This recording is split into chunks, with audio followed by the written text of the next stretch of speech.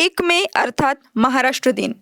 महाराष्ट्र दिनाच्या अनुषंगाने महाराष्ट्र नवनिर्माण सेनेचे अध्यक्ष राज ठाकरे यांनी ट्विटरमार्फत सर्व नागरिकांना महाराष्ट्र दिनाच्या शुभेच्छा दिल्या आहेत.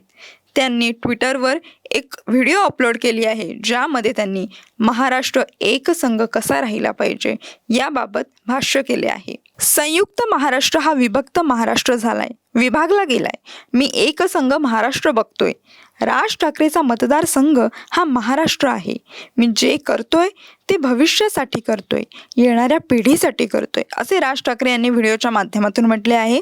मला शिव्या शाप घ्यायला लागले तरी चालतील, पण हा महाराष्ट्र सुख समाधानाने नांदला पाहिजे.